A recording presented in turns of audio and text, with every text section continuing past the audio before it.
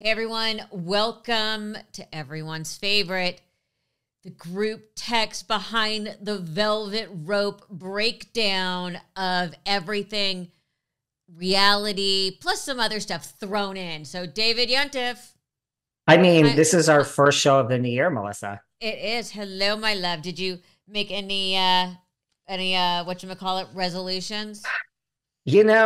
Nothing really, just to keep to myself and just don't get involved. This is the job. Let's do the job. But other than that, just keep to myself and just keep my nose out of things that don't concern me. You know? Mine is always the resolution not to make resolutions so I don't start the year off by failing.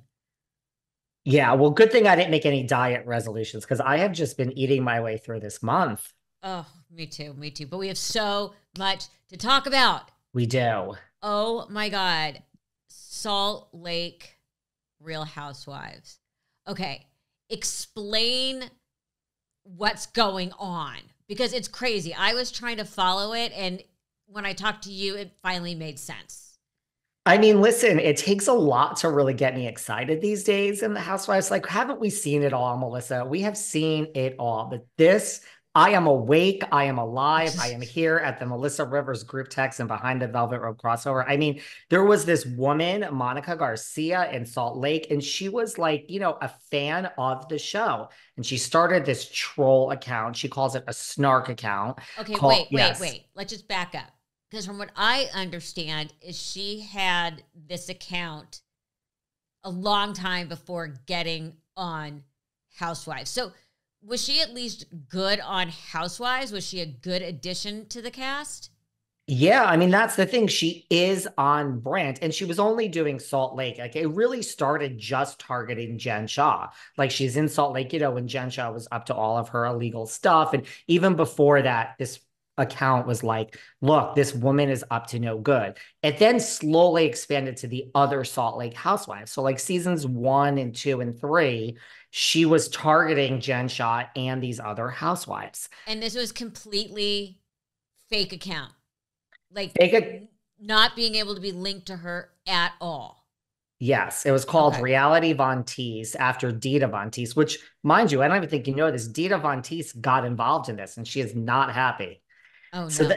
that's a whole nother thing. So, but then she took it one step further. She befriended Jen Shah. She got a job as Jen Shah's assistant. So, she was doing drive. So she was reporting on the woman that she was then working for. She claims she helped put her in jail and that she gave information to the FBI. I don't know if that's all true, but that's what she claims. So it's like she targeted her, had this troll account about her, got a job working for her, gave information to the FBI, apparently, put her in jail, and then applied for the show to take Jen Shah's spot. She technically took the spot that is open because Jen Shah went to jail. Oh, It's like, it's like all about Eve. right? Yes, it's all about Eve in Housewives land. I mean, you have to give her credit. And she is on brand, but she does say things like, look, I'm broke, I'm single, I'm divorced. So, like, she owns her shit. She calls the others elitist. And she's like, you're just all upset that I infiltrated this group. But look, she looks the part. I mean, she is on brand for the show. So, but it's crazy, Okay, right? so what happened is happening because it made the reunion a three-parter. A three-parter, which I mean is just crazy. So, like, she was exposed in the finale, and I mean, it's the second highest rated episode of Salt Lake Housewives in history, other than the premiere. So the ratings were huge. I mean, people are comparing the reveal because I mean, Heather, one of the cast members, went and gathered all this information and then called the other three original members. I mean, it Why was did she so gather all this information? well, it came to her attention that, I mean, these women hate Reality Von Teese, the account, because it's been really saying these awful things about them for 4 years. So they're all familiar with it. So this came to her attention that it was being run by Monica. But the way it was done, she called the other three original cast members down to the beach and just laid it out. And she's like, I have something to tell you, receipts, timeline, proof.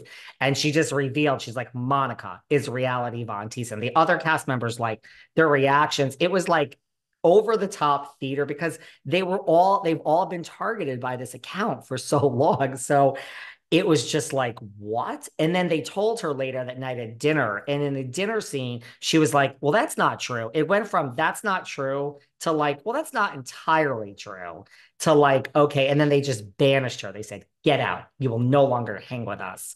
And they just sent her away and she left. But she's on the reunion. She's on the reunion. Well, like, and people are comparing this finale to like Teresa's table flip. Like they're saying like this is so, I think it's just like the bigger principle of like, how did this happen? How did this, there's think of all the people out there listening to us right now that are running these Bravo accounts. There's a lot of them. So I think it's kind of like a voice for the everyday person. It gives everyone a hope of like, maybe I could be on Housewives one day too. See, I haven't looked at it, but does she sometimes say things that we're all thinking? Like, yeah, oh, this is so she's become the Greek chorus. she has become the Greek chorus and she was really good at it. Like it was a great account that really targeted these women in, but she was also getting information that was like insider information because she was an insider. It's so maniacal, but brilliant. It's just, brilliant. And the long game, like seriously long. So now you were telling me that there is a possibility that she actually might come back for another season. I mean, I'm so torn on this. Like, I read that article about from like the producers and some of the higher ups. Like, it's kind of like, what do you do? They said they've had 7,000 conversations about this and they're going to have 7,000 more. Cause I mean, housewife ratings are slipping overall. Like, the excitement of the audience is down. So, do you turn someone away that was just like a ratings blockbuster?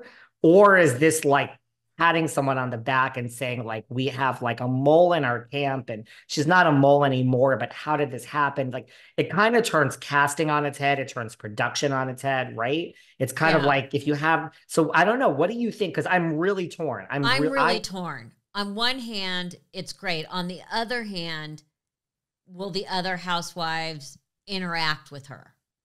Because that's what the show really is all this interaction between these women. Yes, we follow their lives, we do all this, but the narrative moves forward by the women talking about it.